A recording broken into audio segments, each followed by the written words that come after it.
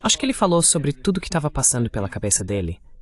Qual é a sua opinião sobre o que vai acontecer, ou o que pode acontecer, como resultado dessa reunião? I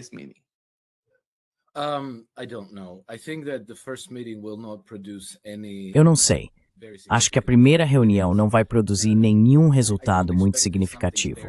Não espero que algo muito, muito importante seja anunciado. Mas, sabe, voltando à questão realmente importante, se ainda estou otimista em relação ao que está acontecendo ou não, estou, e vou explicar por quê. Estamos em meio a uma tempestade de operações psicológicas, e vejo que muitas pessoas, até mesmo pessoas muito instruídas e experientes, que estão prestando muita atenção aos acontecimentos, não têm certeza do que está acontecendo. Elas têm dificuldade em decifrar os eventos, especialmente as intenções de Donald Trump. particularly in Donald Trump's intentions. And so I think that what's really important to keep in mind E por isso eu acho que o que é realmente importante ter sempre em mente, como base para qualquer tipo de análise, é a caracterização muito precisa do conflito que ocorre no mundo hoje, como um conflito entre dois sistemas de governança. E eu não inventei isso. Isso foi repetido por muitos oficiais, tomadores de decisão e líderes ocidentais, incluindo George Soros e Kurt Volker, ex-embaixador dos Estados Unidos na OTAN. E eles caracterizam isso como democracias versus autocracias. Eu acho que a verdade por trás disso é que se trata de um sistema colonialista ocidental contra todo o resto. E o sistema colonialista ocidental é algo que tem uma continuidade de 500 anos, e sua origem é a Europa Ocidental.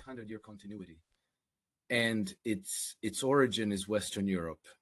And still to this day, E ainda hoje, seu quartel-general espiritual, estratégico e filosófico é a Europa Ocidental, em particular, a cidade de Londres. E, portanto, a lógica desse conflito impõe a qualquer pessoa envolvida que você precisa escolher um lado. Você não pode estar majoritariamente de um lado, mas um pouco do outro. Você tem que estar completamente no campo colonialista ou completamente contra ele. E acho que é aí que Trump se encontra. Ele está de um lado desse conflito, ou está do outro. Porque veja bem, vamos pegar Israel como exemplo. Israel é completamente produto do colonialismo ocidental. É um projeto colonialista de colonização estabelecido pelo Império Britânico, quando sua última encarnação estava morrendo.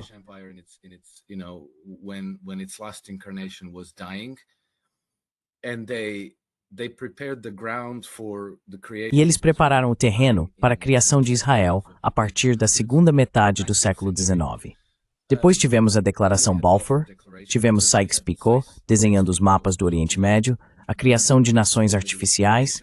Em 1916, tivemos Sykes-Picot, a Declaração Balfour foi em 1917, e então tivemos a criação de Israel em 1948. E agora, pode parecer que Trump, que o governo dos Estados Unidos está completamente dedicado a Israel, que é uma administração do tipo, faça Israel grande de novo, que Israel é mais importante do que os Estados Unidos. É assim que parece. Eu não confio nessas aparências, porque isso não faz o menor sentido.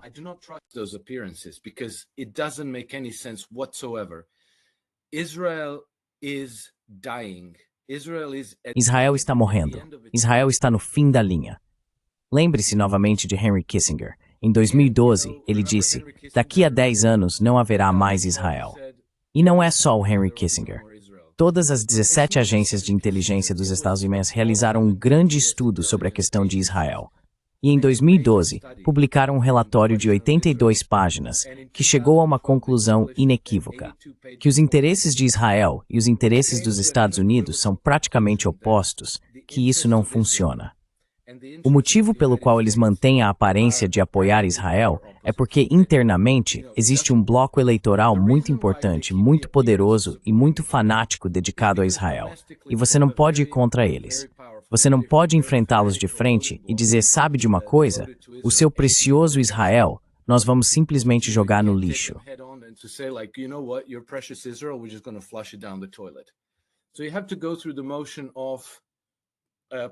Então, você precisa passar pela encenação de fingir apoiar Israel enquanto o deixa afundar, dando tempo, dando a corda de que precisam para se enforcar.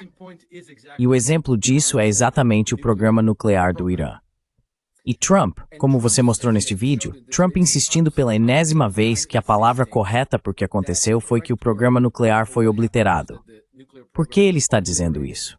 O motivo pelo qual ele está dizendo isso é porque o programa nuclear do Irã era exatamente a mesma questão das armas de destruição em massa no Iraque em 2003. Isso cria uma justificativa e um pretexto, mas o programa nuclear em si não é o objetivo da intervenção militar ocidental.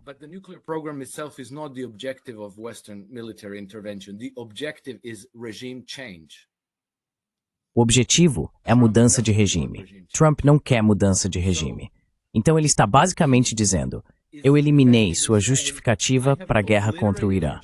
Ela não existe mais. Não temos mais motivo para ir à guerra contra o Irã.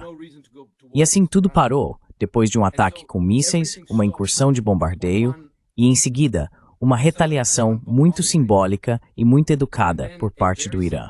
O que deixou claro que eles conversaram entre si, que disseram: olha, desculpe, precisamos fazer isso. Vai acontecer em 48 horas, então, por favor, tirem qualquer coisa de valor do caminho. Vamos lançar algumas bombas. Vamos declarar vitória. Entendemos que vocês precisam retaliar, mas, por favor, nos avisem para que possamos garantir que não haja vítimas.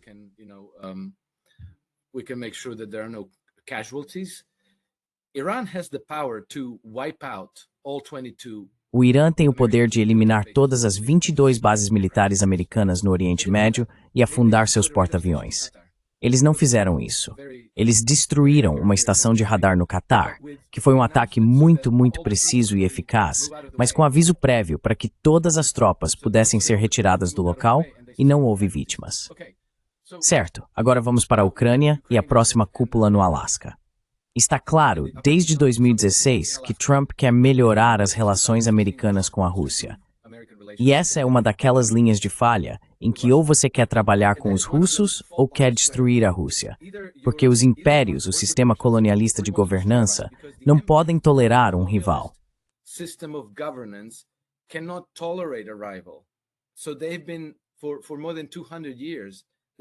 Então eles estão há mais de 200 anos completamente obcecados em destruir a Rússia. O que Trump está fazendo? Ele está conversando com os russos. Ele está se encontrando com eles. Ele teve, acho que, pelo menos 7 conversas telefônicas com Vladimir Putin desde que assumiu o poder. Compare isso com 0 contatos diplomáticos entre o governo Biden e os russos. Desculpe, desde 2022. Eles tiveram relações diplomáticas em 2021, mas nenhuma desde que a guerra na Ucrânia começou. Então Trump, pela condução de sua política, pela conduta real, pelo efeito real de suas medidas, está mostrando que nessa divisão entre 2 sistemas de governança, ele mudou de rumo, se afastando desse império globalista, desse sistema colonialista de governança.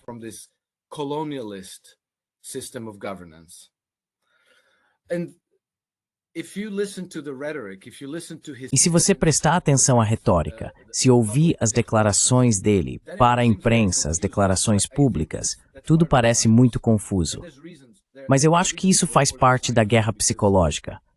E há razões para essa guerra psicológica, sabe? Porque todo o período pós-Segunda Guerra Mundial e praticamente todo o século XX, os Estados Unidos estiveram aliados ao Reino Unido e aos aliados europeus.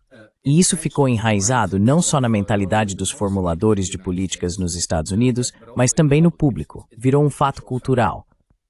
Então, você não vai simplesmente... Há mais de 20 anos, praticamente desde 2003, há 22 anos, a Rússia e Vladimir Putin vêm sendo demonizados nos Estados Unidos e, de modo geral, no Ocidente, sem parar. 24 horas por dia, 7 dias por semana, sem nenhuma nuance. Vladimir Putin é mau. Ele é um bandido assassino, um autocrata, um ditador.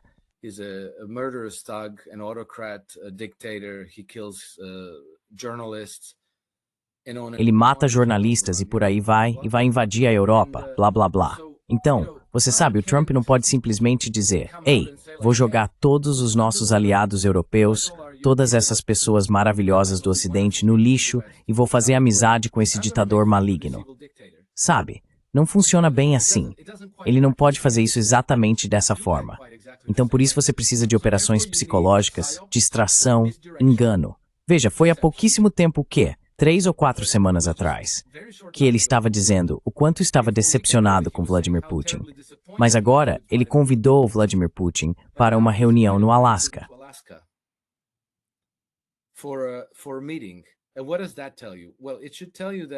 E o que isso te diz? Bem, deveria te dizer que a equipe deles, e isso é outra coisa sobre a qual preciso dizer que estive certo, porque venho dizendo que acho que os contatos, a cooperação e a coordenação de políticas entre o governo Trump e o Kremlin são muito mais extensos do que sabemos. E então descobrimos pelo Marco Rubio que houve uma série de reuniões secretas entre os dois lados. Eles não nos disseram sobre o que eram essas reuniões. Tudo o que dizem é: Yarema em cessar-fogo incondicional.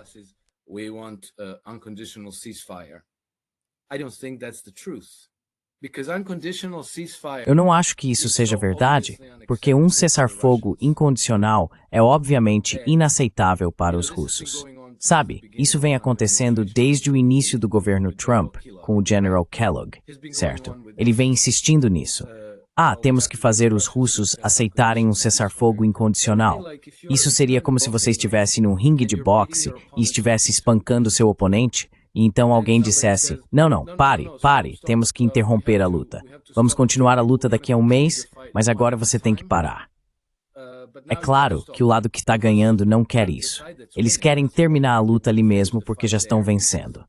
Talvez mais alguns golpes e tudo acaba. Já se você der um mês para eles vão se recuperar, vão treinar, talvez repensar a estratégia e o posicionamento, e assim você praticamente abre mão da vitória conquistada com tanto esforço.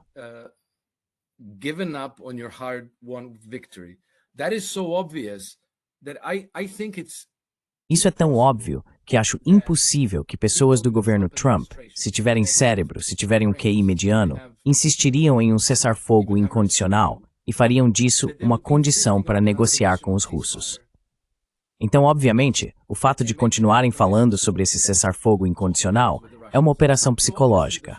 Bem, talvez não seja tão óbvio, mas é assim que eu percebo, porque seria estupidez demais de outra forma. É tão espetacularmente estúpido que não consigo levar isso ao pé da letra. Então, minha inclinação é pensar que há outro tipo de acordo acontecendo por trás das cortinas, nos bastidores.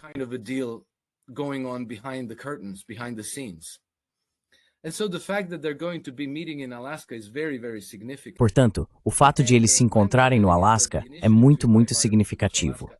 Pelo que entendi, a iniciativa de convidar Vladimir Putin para o Alasca partiu do grupo de Donald Trump, de sua administração. Na semana passada, encontrei-me com um dos principais estrategistas militares da Croácia, o almirante Domazet. Ele liderou o exército croata durante nossa guerra nos anos 1990. Então, como pessoa ligada ao meio militar, fiquei curioso sobre a opinião dele a respeito disso. A primeira coisa que ele disse quando a cúpula foi anunciada, e ainda não tinham dito onde seria, foi: logo vamos descobrir o local. E o anúncio do local será uma mensagem muito, muito importante para o mundo. É muito importante onde a cúpula vai acontecer.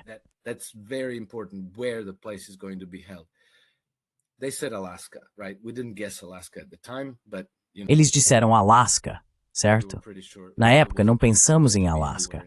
Mas sabe, tínhamos quase certeza de que não seria em nenhum lugar da Europa Ocidental. E o que isso te diz?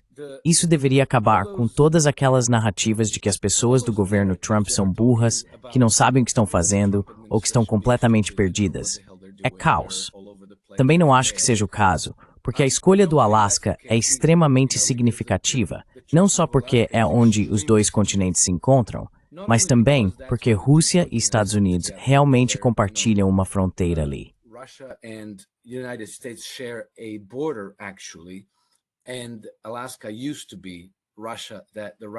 E o Alasca costumava pertencer à Rússia, que, por razões muito estratégicas, o vendeu para os Estados Unidos. É também onde, nos últimos 150 anos, têm sido propostos e estudados projetos para conectar fisicamente os dois países, perfurando um túnel sob o Estreito de Bering. Isso foi proposto por Vladimir Putin tão recentemente quanto em 2014. E em 2009 ou 2008, não me lembro exatamente, quando ele era o primeiro-ministro da Rússia, aprovou um grande projeto de desenvolvimento de infraestrutura para o país, parte do qual incluía levar ferrovias até a península de Chukotka para possibilitar a conexão com um futuro túnel que ligaria a Rússia aos Estados Unidos.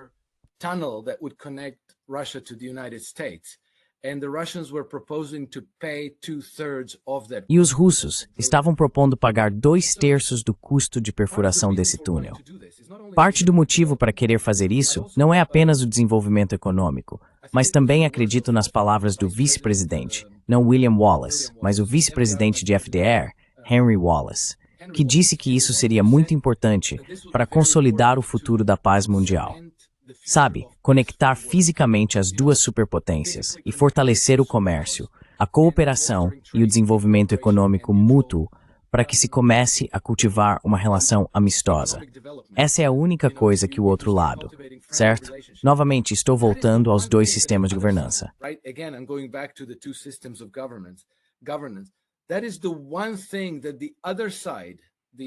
Essa é a única coisa que o outro lado, o sistema de governança colonialista europeu, tem tentado sabotar há décadas. E se você se lembra do primeiro mandato de Trump, praticamente tudo foi colocado em movimento para tornar impossível que Trump melhorasse as relações entre os Estados Unidos e a Rússia. Então, para concluir toda essa resposta, essas medidas, esses desenvolvimentos, essas conversas são enormes. Trump falando sobre estar decepcionado com Vladimir Putin, sobre como ele vai acabar com a guerra. Tudo isso são apenas distrações, peças de propaganda direcionadas ao público ocidental para fazer Trump parecer durão, como se ele estivesse impondo soluções e medidas a Vladimir Putin, como se ele fosse o macho alfa nessa combinação. E isso é puramente em benefício próprio, por razões políticas dele. Mas a direção real do desenvolvimento das políticas é muito positiva.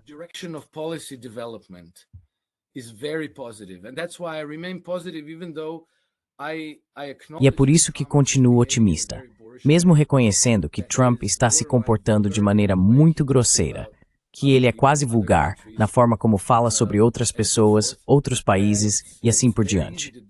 É muito fácil não gostar de Trump em nível pessoal e, a partir disso, desconfiar dele como presidente dos Estados Unidos e líder do mundo ocidental. Mas ainda assim, é preciso tentar posicioná-lo de um lado ou de outro dessa grande linha de falha geopolítica. Então, se ele estivesse no campo globalista, no campo colonialista, isso seria óbvio. Mas não é óbvio. O que é evidente é que ele está se afastando disso e tentando fazer acordos não só com os russos e com os chineses, ele está tentando fazer acordos com os iranianos. E eu acho que ele vai persistir nisso. E bom, resposta longa, mas é por isso que ainda me sinto otimista em relação à direção da política dos Estados Unidos sob Trump.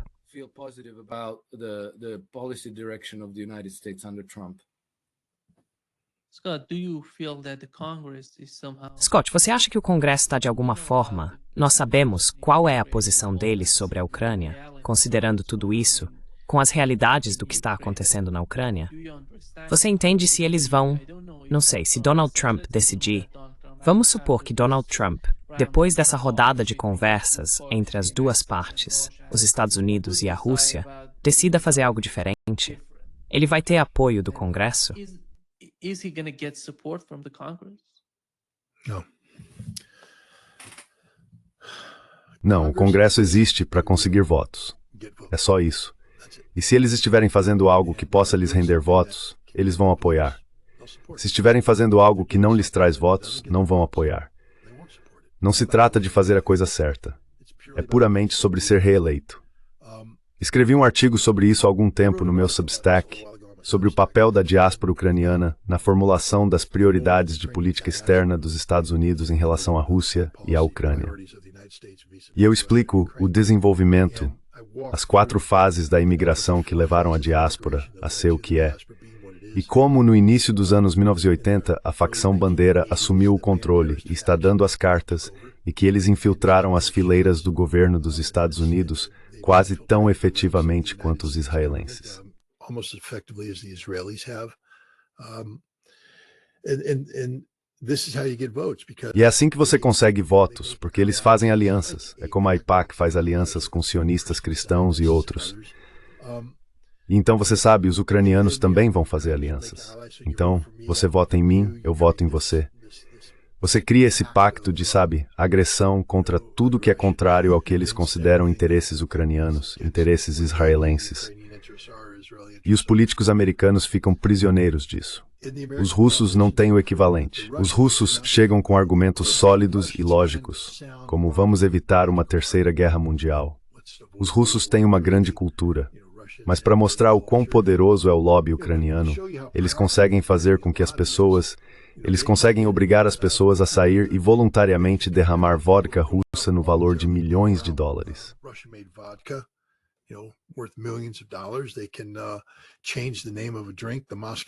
Eles podem mudar o nome de uma bebida, o Moscow Mule vira Kiev Kik, ou seja lá como quiserem chamar. Podem reivindicar a posse do borscht e podem fechar restaurantes russos. Podem fazer tudo isso. Podem dizer que artistas russos são artistas ucranianos. Acabaram de fazer isso com o famoso pintor de marinhas. Na verdade, destruíram o busto dele outro dia. Os russos não têm uma base política. Eles não têm uma diáspora russa trabalhando com o Congresso dos Estados Unidos para criar essa base de poder político, esse sistema de poder que pode eleger pessoas.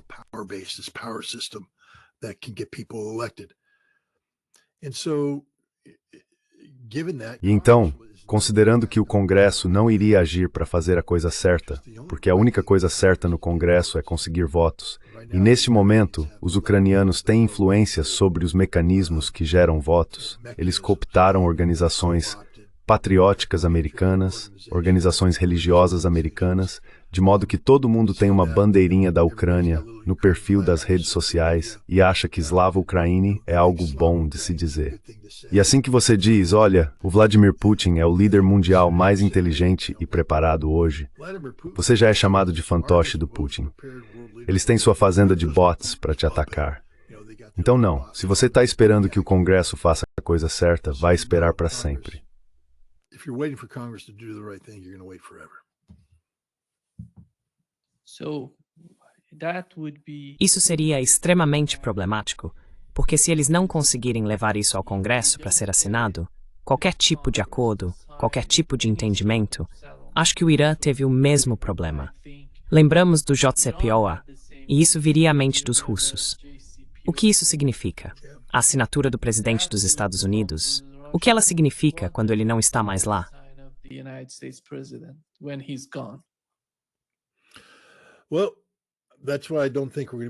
Bem, é por isso que não acho que estaremos falando sobre um tratado entre a Rússia e os Estados Unidos. Será um tratado entre a Rússia e a Ucrânia. É por isso que os russos estão tão interessados em tirar Zelensky e colocar alguém que seja constitucionalmente legítimo. Mas são a Ucrânia e a Rússia que precisam assinar esse tratado, não os Estados Unidos e nem a Europa, porque você também não pode confiar na Europa. Tudo o que os russos precisam é que a Ucrânia diga, nunca entraremos para a OTAN, e se comprometa com isso em um tratado vinculativo. Eles não precisam que a OTAN diga, nunca vamos convidar a Ucrânia, porque isso pode mudar, e a palavra de um presidente, se não for respaldada por um tratado, pode ser alterada. O próximo presidente assume, sabe, eu prometi não fazer isso. Bem, eu não sou você. Agora eu sou o presidente, então vou fazer X, Y e Z. Mesmo que o ex-presidente tenha dito que não faria X, Y e Z. Eu vou, porque sou o presidente. Não há nada que me impeça.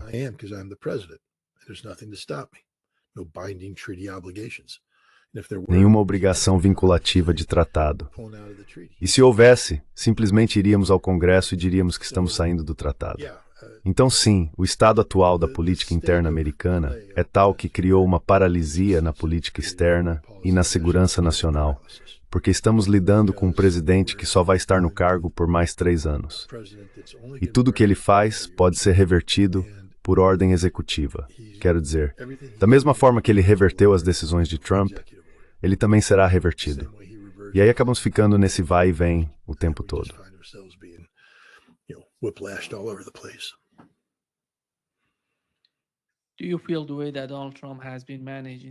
Você acha que a forma como Donald Trump tem gerenciado essa situação até agora, o Partido Republicano, ou as pessoas próximas a Donald Trump e ao seu modo de pensar, teriam a oportunidade de vencer novamente?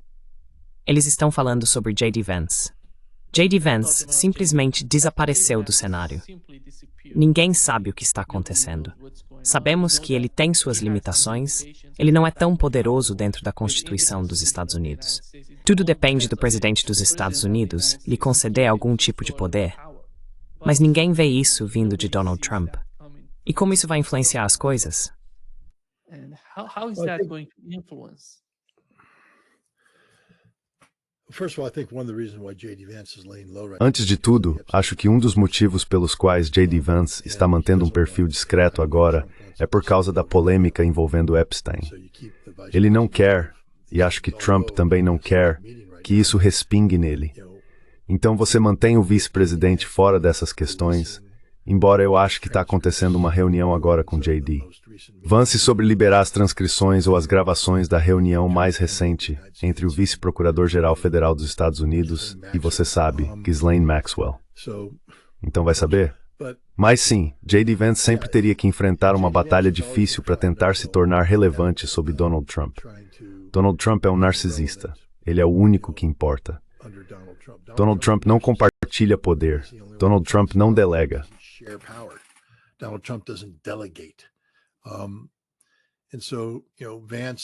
Então, sabe, o Vance vai ter uma oportunidade aqui, outra ali de brilhar. Mas veja o Vance. Ele foi a Munique e falou na Conferência de Segurança de Munique, e tem gente dizendo, que discurso! Esse é um dos maiores discursos feitos nessa conferência desde que Vladimir Putin arrasou em 2007.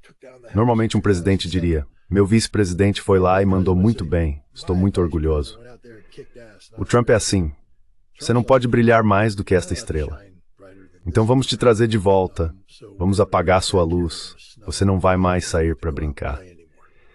E esse é, sabe, um dos problemas do J.D. Vance. Ele é uma ferramenta, mas o presidente não quer dar crédito à ferramenta por nada.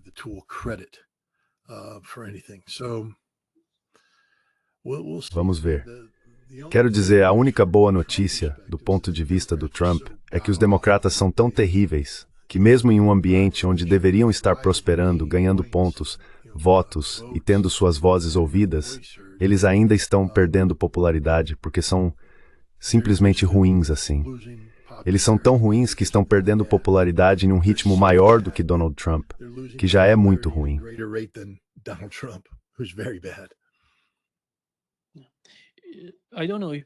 Eu não sei se você assistiu à entrevista que a inteligência israelense deu para a TV russa.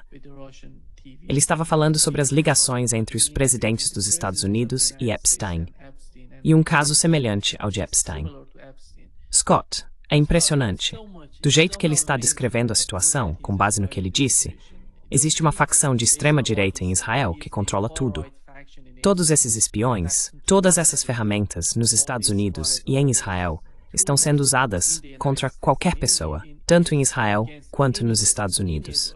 Eles estão tentando manipular e controlar a situação em favor de sua própria mentalidade, sua própria retórica.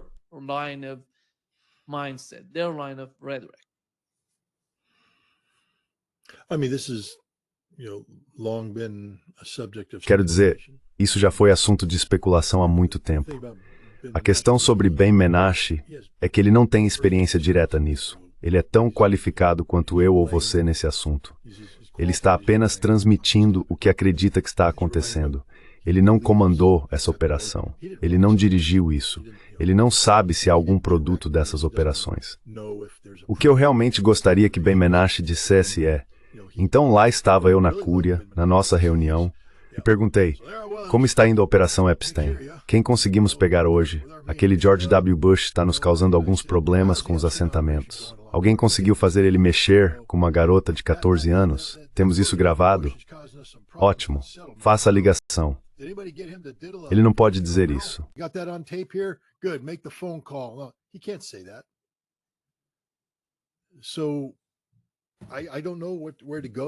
Então eu não sei o que fazer com a alegação dele. Eu não sei o que fazer com a alegação de ninguém sobre isso. Até que alguém diga, sim, eu estava na sala quando o material do Epstein foi transformado em arma, operacionalizado. Eu estava na sala quando, sabe, a operação quebra-peão foi discutida, e quebra-peão era a operação do Epstein. E, sabe, o Epstein usava o codinome, sei lá, o dildo rosa e todo esse tipo de coisa. Eu sei que existem operações sobre as quais posso falar e dizer, sim, eu estava aqui nessa data, essas são as pessoas, esse é o nome da operação, esses são os apelidos dos agentes envolvidos e tudo mais desse tipo. These are the names of the agents involved and all that kind of stuff. And when I talk about that, nobody can contradict me. E quando falo sobre isso, ninguém pode me contradizer porque eu estava lá. Eu sei do que estou falando. Mas se eu não estou lá e estou confiando em outras pessoas para falar sobre isso, então vira apenas especulação. Tipo, bem, é muito estranho que os americanos meio que sempre façam o que Israel quer, então faz sentido que, sabe, o Epstein os controlasse. Esse é o problema de toda essa questão do Epstein. Há muita especulação sendo divulgada.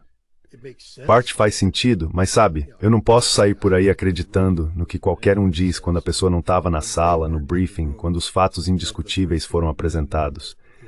No meu íntimo, eu acredito que a operação do Epstein era uma operação da Mossad israelense. Eu acredito que eles estavam usando as perversões de americanos ricos para corrompê-los, cooptá-los e depois direcioná-los. Eu acredito nisso.